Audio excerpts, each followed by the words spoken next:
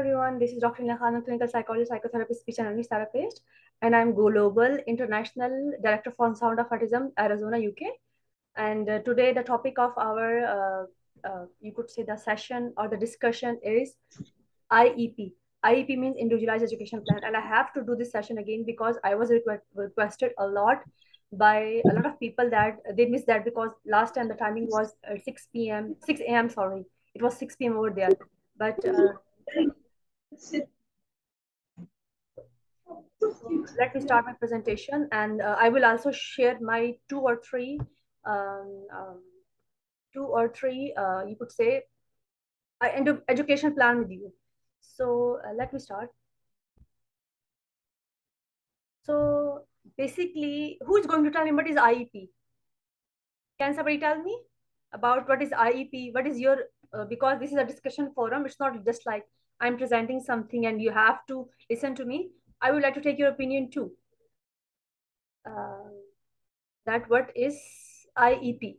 You can write down in the chat session also about IEP. Ma'am, can I answer? Yes, you can answer. Why not? Yes, Simran. Ma'am, IEP is individual educational plan. For example, we have child of ADHD. So we will write what is his present state, what we are trying to do in his future state. So level, can like he's in intermediate level, like we write this, I think. मतलब ये है कि ADHD English, का अगर कोई child है please तो request उसके English. लिए हम Simra, you need to talk in English because this is oh for international audience oh too. Yeah, right I told you already. It's okay. No issue. sure oh sorry I sorry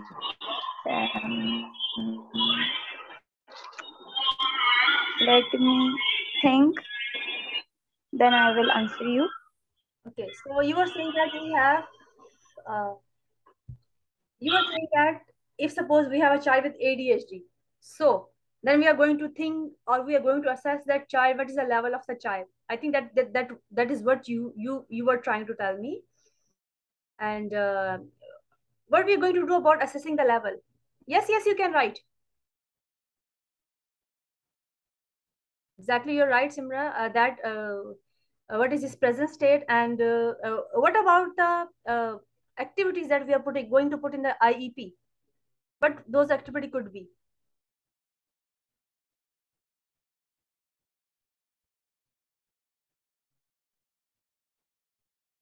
Yes, you're right. The intervention we will use for better progress. Okay, you talk about token economy and reinforcement. These are technique that which we could use for the child.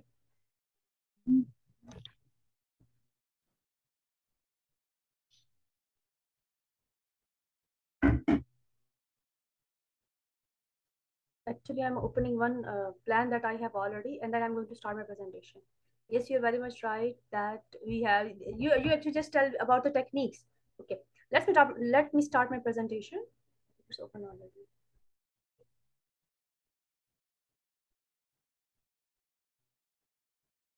So,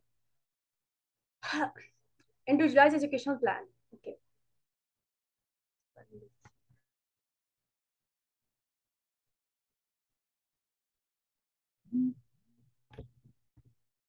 Sorry about yes.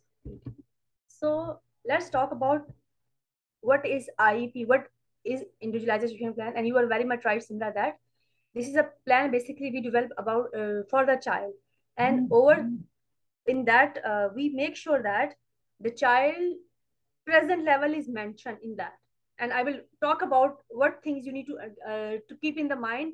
Either you are a parent, either you are a child, either you're a I mean you're a child take care or you're a professional, but things you need to keep in your mind before thinking about IEP or before asking the parent, asking the therapist, because I just got a call before this session in the evening, like that was around 6 o'clock. A mother asked me that she's taking her child somewhere and they are not telling what the child is doing. Okay. What the child is doing basically, and what is the child level. Okay, yes, you're right.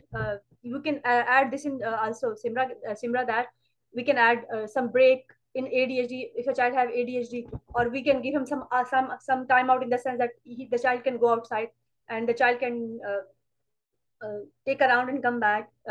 This could work for ADHD. So the plan is basically a program that is devised to ensure that child with identified disability, it could be any disability, it could be intellectual disability, it could be ADHD, it could be autism, it could be learning disability, it could be physical disability, it could be any form of disability. And if the child is going toward elementary school, because the main thing that is going to help the child is in the school, because those plans are we also add a lot of activities for the child in the home environment also. But the main help which a child could take from that IEP is in the school environment, because a lot of parents say that, or teachers say that we don't have that much time, we have very little time, we have very limited time. In limited time we have to make sure that if we have 30 students in the class, then how we are going to talk to them, or how we are going to teach them something, because we don't have time to run all the time. If you talk about ADHD child all the time behind that child and make him sit in that chair, so that is what is going to help the parents. This is what going to help the classroom and in the teacher, and this is how a child is going to able to, or the child would be able to get education according to his need. And these specialized instruction are related to services as well. If a child need extra reading time, so it will be mentioned over there. If a child need extra writing time, so it will be mentioned in the IEP. So that is what the IEP document is, and that is beneficial for parents, that is beneficial for teacher, and that is beneficial for child as well, for a smooth procedure. And I was looking toward age, what age a child could have a IEP. So the age was mentioned from 3 years to 21 years. So the planner is also required if a child grow up from that age. Next thing is, let's talk about why the IEP is important. What are the goals for IEP? What teacher need to understand, what a parent need to understand, what a professional need to understand, that what is the current level of the performance, child can write or not, child can sit in the chair or not, child is paying attention or not. I'm talking about all different additional special need over there. Let's assess first that what is the current level of the performance, and we can over here a professional can apply test to understand what is the level of the child. It include different kind of testing. It could also include psychodiagnostic assessment testing also, so the parents or the therapist understand what is the level of the child. Second thing is specific and measurable goal. If we are going to work on something, then the goal which we are setting for the child should be measurable. For example, that if we say that we are going to make the child sitting span for 10 minutes in 1 month or 2 months, let's say in 2 months, or maybe in 1 month. So this, we could say that this is the achievable goal of. And if we say that we are going to make that child sit in class for 30 minutes without moving anything, then we could say that might look like abstract kind of thing, and this is very difficult to achieve that goal with a child who have a lot of energy. I mean, he have that much energy that he cannot sit. I mean, two or three people have to sit around him so that the child works. So it means that when we are going to make any goal in the child in the IEP, we need to understand that the goal should be measurable. Yes, you are very much right. That smart goal. This is what I'm.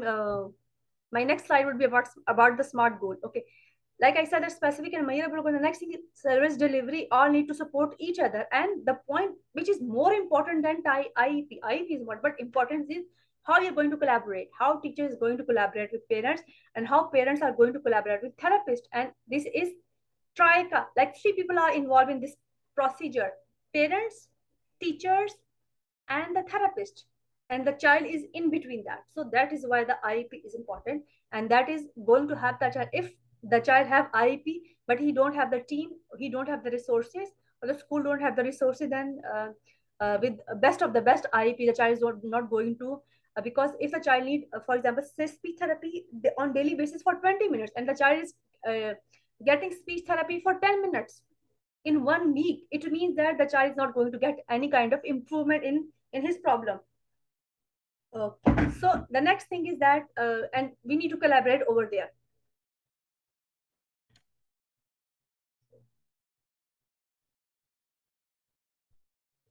So, like you already talk about smart goal. What does a smart goal mean? Smart goal means that the goal should be specific. For example, sitting span means sitting span. You cannot put the sitting span activity into, for example, we cannot put, you could say sitting span activity into speech thing. If you just start doing some kind of thing, if you sometimes therapist, like for example, if I'm working with a child, then I do a lot of things in combination with a child, but that is a separate thing. That why I'm doing that, because I'm using a lot of, because my approach is mostly like sensory approach. I'm using sensory approach, and I'm trying that the child start learning from all the senses. The child use all his senses to learn something. So that's why I would use music, that's why I would use picture, that's why I will use a car, that's why I will use the object. But the thing is that what my goal over there is that the child learn the speech. But if my goal is to child learn the fine motor skill, and I'm just showing the child, and child is not moving his hand, it means that my goal is not specific, and that is not going to work for that child. So we need to keep that in mind. Measurable. Measurable means, for example, when I talk about a child that we need to understand to develop his sitting span for 10 minutes in 1 month or 2 months. You could say in 2 months. So it means that that goal could be measurable, but sometimes it will lapse could come in that also. So even then we need to understand that the goal should be measurable. For example, we say that okay, we are making a goal for a child that in 1 month we are going to teach him the first set of the phonics, the first two phonics. I'm talking about two set of jolly phonics. Few children could learn, few children could not learn, but we're making that goal. Maybe the child is achieving or not, that also depend on the level of the child, and either it's attainable or not. Maybe a person who might have ADHD could learn that two set of phonics set jolly phonics set in 1 month. But what about a child who have no speech, who have poor speech, who have no sound, who have autism, who have other language disability or language problem? So it means that that goal is not attainable for that child, and that is not a smart goal, and the child is not able to learn anything over there. Rather, you are pressurizing the child, and sometimes if we start pressurizing the child start backfire, and the child don't you could say show attention, or you could say show interest in the thing that we are working with the child. Next thing is result oriented. Means that we have to understand that the goal which we make for the child is result oriented. Like I told you that if I'm working on, i'm I'm doing an activity that is for speech, like I'm singing with the child, I'm rhyming with the child, and in my goal is to develop the child fine motor skill. That is not a result oriented thing. That is not appropriate goal for that child. That is not appropriate activity for that thing. Actually, it's not even about goal. That is not appropriate activity. So we need to understand that activity that is appropriate for that child or not. We need to keep that thing in mind. Time bound. So time bound means when we are working with those children who have different kind of disabilities, who have autism, who have ADHD, who are neurodivergent children, who are neurodiverse population actually. For them, we need to keep in mind that that we are making some goals for them, and that also include time management for those children, because some of them have poor executive function, and those who have attended my executive function workshop, they already know that why executive functions are very important, and those children and those adults have poor executive function. So we need to keep in mind that if a child achieves something, if we have, so then we need to make sure that it's the the collaboration of therapist and the teacher and the parent, that we are working on this thing. Parents should also work on that thing, and teachers should also work on that is the importance of IEP, that everybody is working on same thing to achieve the goal for the betterment of the child. So time bond means that everybody is working on same thing, and if we have that, we are going to achieve that goal in 1 month, then we have to do. If the child is not able to achieve that goal in 1 month, then let's just not get hard on that child. Sometimes child learn on their own space. Sometimes they have sensory issues, sometimes they have seasonal problems, sometimes they have other kind of issue, but that is a separate thing. The thing is that we need to keep on our mind that we need to be very very very clear and result oriented when we are talking about IEP of a child. Next is, let's talk about some important component of IEP. What should be the important component of IEP? Current level of the child. The child can talk or not, or before talk, sounds are present or not.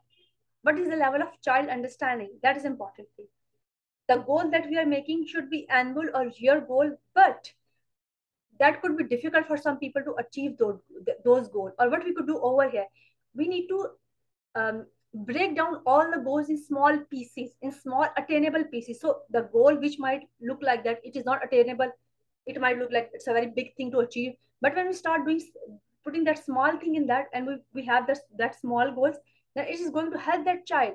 And it is also helping the parents, it's also helping the teacher, it's also helping the therapist, who is a remedial therapist over there, or so-called a shadow teacher.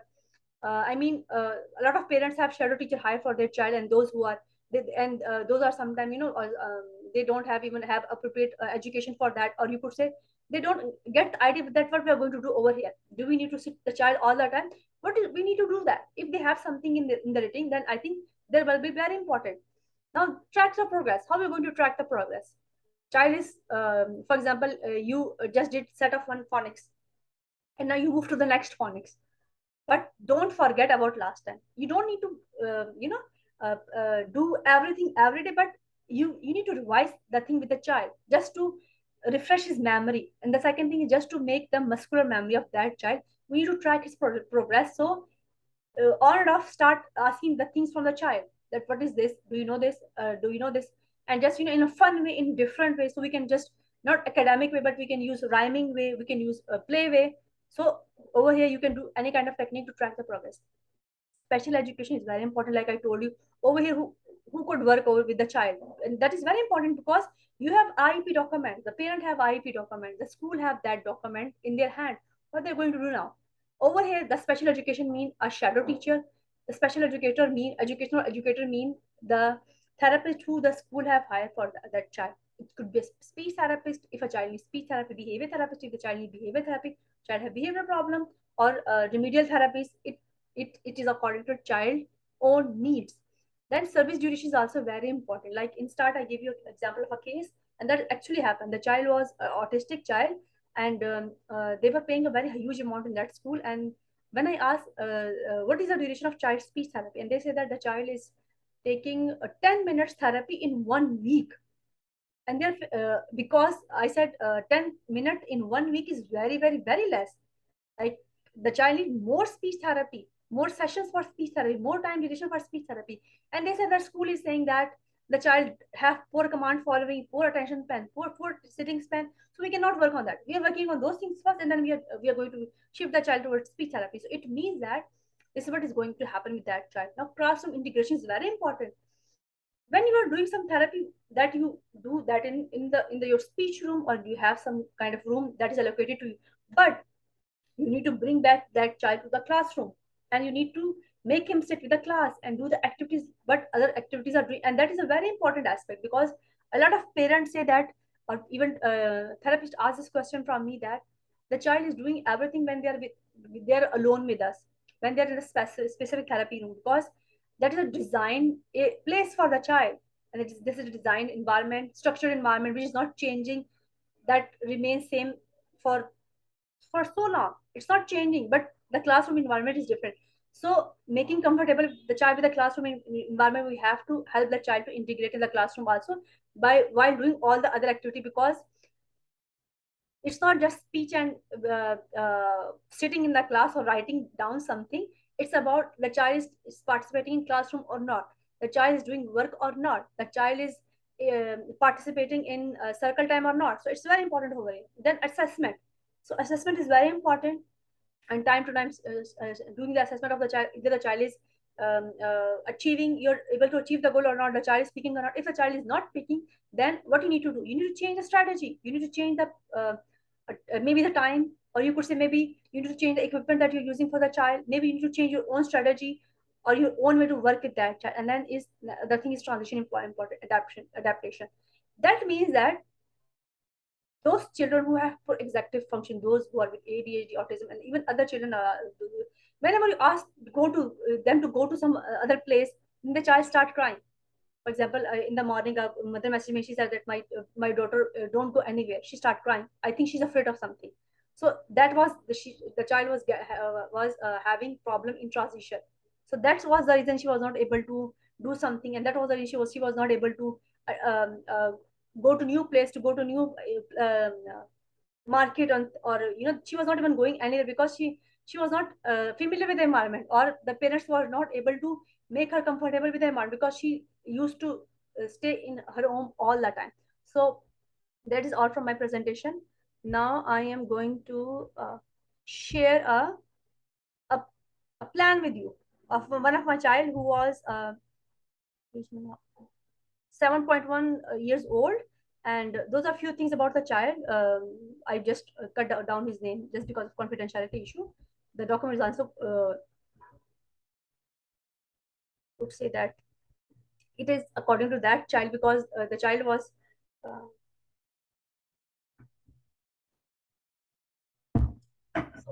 the thing is that okay, meanwhile, do you have any question? You can ask. Okay. Ma'am, IP should be revised in 6 month time duration.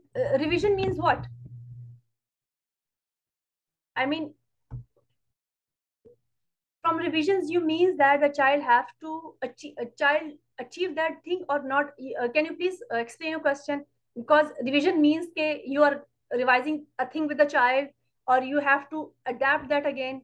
From revision, you this is what you mean.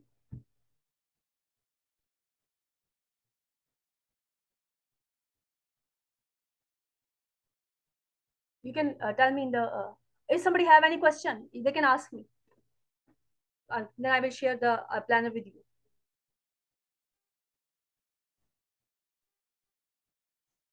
Ma'am, IP plan, we should revise it or not? Yes, we have to. Like I told you, when if the from revision, what we could do? Revision would be like, if the things are not working for the child, then what we are going to do? We have to change our plan. We have to change our strategies. That is important thing, to change the strategy for the child. And from revision, if you means that behavior therapy a prerequisite, behavior therapy is separate thing, a speech therapy is separate thing. We need to understand this thing. And if people think that first you need to work on behavior then speech, then that's a wrong assumption. You have to work on everything simultaneously. It's not like that, first work on behavior and then speech. Every area is important in child life. Either it's behavior therapy, it's speech therapy, either it's fine motor skill, it's gross motor skill, either it's movements, either it's coloring, or whatever you're saying, whatever you're doing, even socialization, social integration, because we have to teach the child age appropriate activities. So it's not like that 6 months you take behavior therapy, then after 6 months speech therapy. We all understand this. We all know that early intervention is important, because over there we are going to bridge the gap between the parents, the child, and the other children. That's what the disorder is, that we have. This is what we could do as a therapist. So we have to bridge the gap. And what we could do about that, to maximum give support to the child, so that the gap is lessened, and the child go to that situation or that environment as soon as the child can. So that is what it is. So I would not say that that is, because every area is important. Speech is important, behavior is important, occupation is important, physiotherapy is important. If a child needs fine motor skill is poor, the child cannot open anything, the child cannot hold something, and the child is autistic. So I would say no, he's autistic. People say that for autism, speech is important. So then the child only does not need just speech. He also need therapies, because he have other needs too. So every area is equally important. Okay. Yes, we can. Yes, you're right. That both can go side by side. And from revision, what we would say, the IB that we made, that was after assessment. So if the child achieved those goals, then we can add more goals into that, or we can add the advanced form of the goals in that therapy. For example, if the child achieved 3 letters, 2 set of the phonics, the jolly phonics, then we will move to the other set. Because there are few words that you teach in the start, then later on. So you can move to the next. So that's how you can say that if the child is able to open or close something, then what you're going to do? Then you're going to take the child to open a bottle cap. So that's how you're going to advance that. Is there any success story? The child with mild autism, medium age, he was able to mask the symptoms in what capacity? I know a lot of story. I'm talking to those people all the time on daily basis. Those who are adult with ADHD or ASD. It's not about, there are a lot of stories is available about those.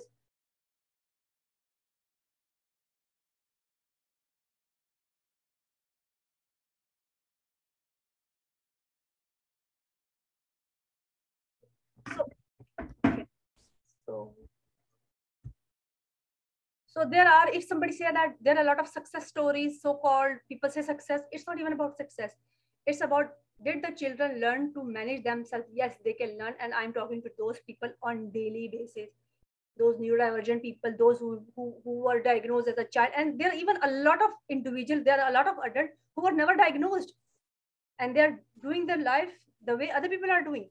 So we are afraid of those things because people make it is a stigma, which is it's not a stigma. Thank you so much, Dr. Shagufta, for joining us. Okay, Dr. Shagufta, I am showing one child IEP to them. Then I will ask few things from you, and there are a few questions also. You can read those questions and you can answer those questions too. I already answered them already, but I'm going to show. Can you see? I don't think so. You can see now. I'm going to show. Okay. So the need of the child was, the child attained the speech, the child was able to write, the child was able to read, the child know the phonics. So that is his advanced form of you could say uh, IEP. Okay, what are the things in that? Okay. The first is in literacy. So that is a different thing, because for my literacy my target was different. Matching, it depends on you how, what kind of activity you add in that. So my goal was reading and to have a tangible speech, compliance. He have some issues, so make him good vocabulary. So that was my goal. So this is what I added in literacy, achievement in literacy. So it is it's targeted goal, learning improvement, desired outcome, like it's mentioned over here. Then barriers, what were the barrier, what was the issue of the child? Then the other is but the child has strengths too, so we use those strengths in our therapeutic process. And achievement, it means that what studies you could use over there. I asked them to help that child or read the book at home, because the child was able to read, the child was able to blend, the child was able to make sounds, combine two sounds, and he was also able to read the sight words. So that's why his IP was advanced. So there's a few things that which I write just down to what I'm going to use for that child. Okay. Sometimes his laptop. Okay. So the next would be, I think, mathematics, and there's a lot of areas. Okay, that is about literacy. It means writing. So the child was able to write, but he still have poor fine motor skill, or the child need a lot of, you could say, motivation for doing that. So uh, for penciling, he was able to hold the pencil, but he was not motivated that much, because still he need a lot of and the child was more like he got tired so easily by writing only one page. So the goal was just to divide the work in three different time period, so that the child can complete his work also, and he also take the part in the other classroom activities. So the next is in the number, and the child know the counting, the child know oral counting. The child was very good in counting things. So my next goal was to give him the concept of plus and minus and things like that.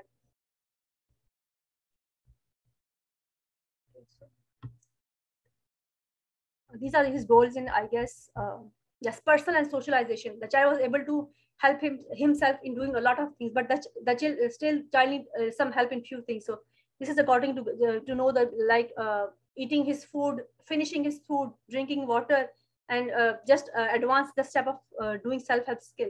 It's more like that. And there's a lot of skill I mentioned in that. And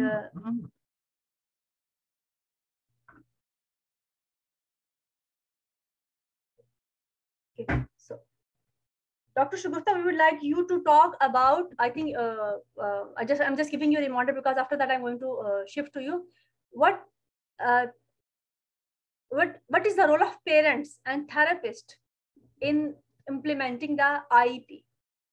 Like, everybody is important, school is important, parents are important, and therapist is important. I already talk about the role of therapists and the role of parents. I already talk about that. You can also talk about that too, but can you tell us about the role of the school in that? I just let me just finish that and then I will ask you. And meanwhile, you can ask question too. Those who are watching. Okay. So this. Okay. So this is in the number like I already told you. I think it's again working. So that's it. That is a receptive language. The child language was good. So my goal was to go toward expressive language. That was also good. But then, but with the next goal to work on questions: what, why, when, and where, to give him the understanding of the comprehension and the generalizability, so that he can initiate social talk. So that was his goal over here. Okay, so social capabilities, like I told you, it's repeating itself. That is socialization, which is very important. And from socialization, the child was not happy when other people come inside. So it's more like that. And we have only 6 minutes remaining. And I would request Dr. Shagufta, can you please tell us, because we only have 6 minutes, and after that I have some question too. Good. I wanted to say I was busy with my Mamu Jan because he was in dialysis. I was with him. I just reached at home. I'm sorry for everyone due to my late. I want to discuss. I don't know what was my topic, but I want to discuss IEP program for autism.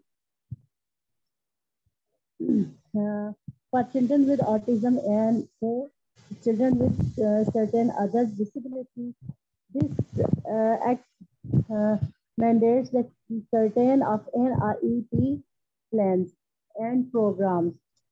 Each IEP is diagnosed for one children. Its purpose is to meet that child's specific special education needs. It's its goal and objectives and describes what services a child will receive as part of their special education program. And I also want to tell you some more things like we can who needs an IEP plan?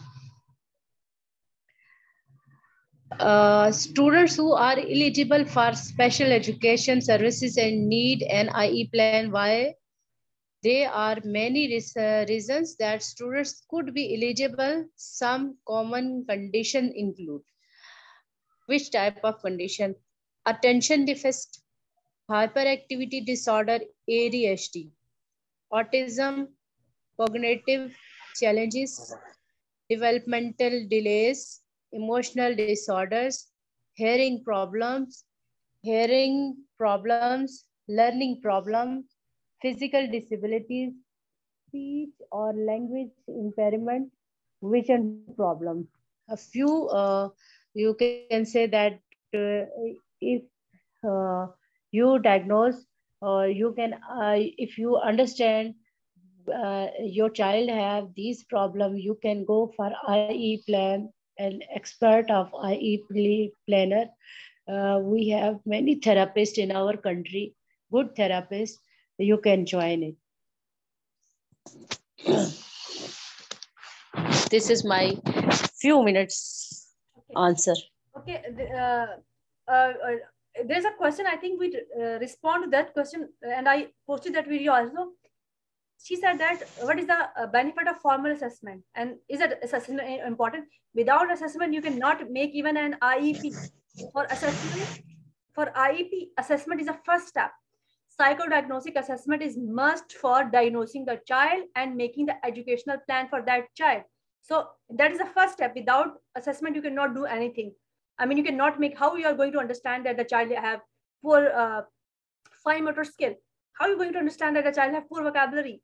Yeah, the child is receptive vocabulary is poor or the expressive vocabulary is poor. For that, we have to go for formal testing, either formal and formal. I would say both, but formal is also very important because informal assessment, it include your behavior observation, clinical observation, or you might watch some video of the child. So it's more like that. And informal assessment, you need some test for that child, and that is very important. Without testing, without assessment, you will never understand that what the child need. and what is his wants, what skills he have, what his skills he have lacking, what is his mental age, what is his physical or what is his age for his fine motor skill, what is the child age for communication or language. So it is important. And if somebody has another question, they can ask me. I'm sure Maheen, you will get the okay. Okay, we are taking our time.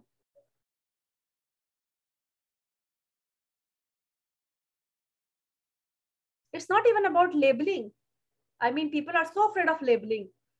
Uh, uh, it means that, let me tell you something. When you go to a doctor and what the doctor asks you, go for a test, go for blood test. Do you afraid to go for those blood tests? Do you go? Are you afraid to go for those scanning?